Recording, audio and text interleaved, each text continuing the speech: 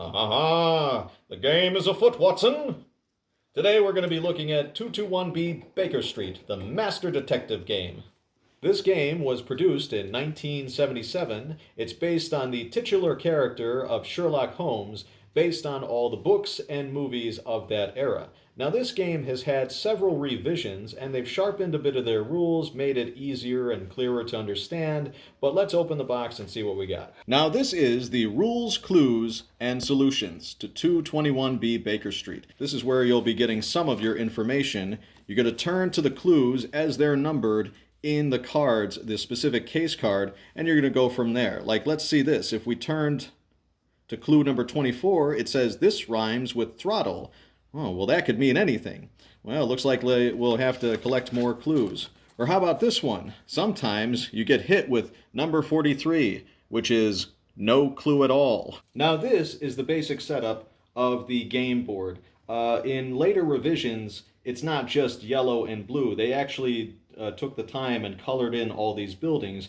But this is one of the first versions of the game. I actually got this at Goodwill. Now, you're going to take all your little pawns and you're going to put them on the starting space. Now, you may be wondering, where do I start? Well, 221B Baker Street, of course. This is sort of like Clue or Monopoly. You have all these little things. You have a pipe, you have a phonograph, a violin, Sherlock's hat. I think that's a lantern. All of these pieces are basically either Sherlock Holmes or Watson. That can get confusing at times because, I don't know, maybe you can just pretend that this might be Sherlock's Baker Street Boy Irregulars, because I know that they helped him out in all these cases. So what you're basically doing is you're going to roll and move as you go along the path. You're going to go to all these locations and try to see if you can solve a mystery. But before you even start the game, you have to pick a mystery. And that's where these cards come in.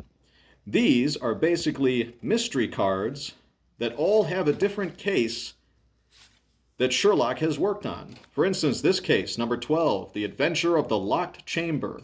To start the game, you'll read this text on the card. Then after that, you'll turn the card over, and any time you reach a location, you'll have to turn to that page number of the location in the instruction booklet to read what it says there, and hopefully you can pick up some clues. Now, the things that will help you in this game is that as you're rolling and moving and going to all of these locations, you'll need more help. So maybe you can ask Scotland Yard to fill you in on a couple of details. Or maybe you can go to the locksmith and pick up some keys that will gain you more access to more locations. And that goes right here.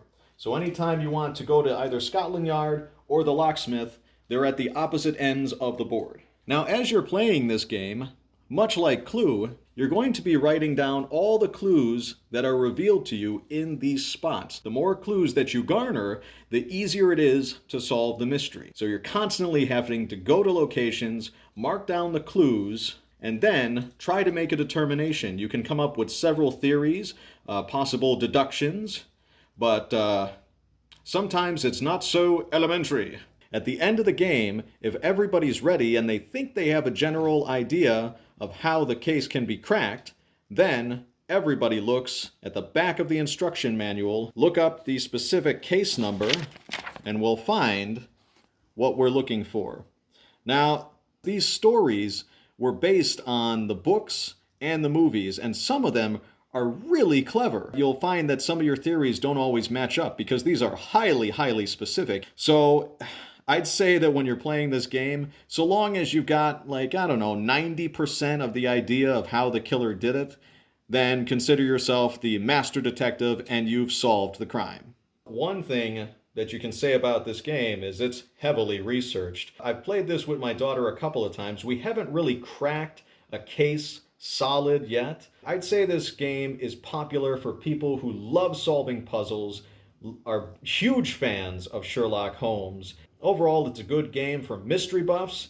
If you've got a half an hour or an hour to kill, you have to understand that Sherlock is always one step ahead of the criminal, but sometimes you have to be one step ahead of Sherlock.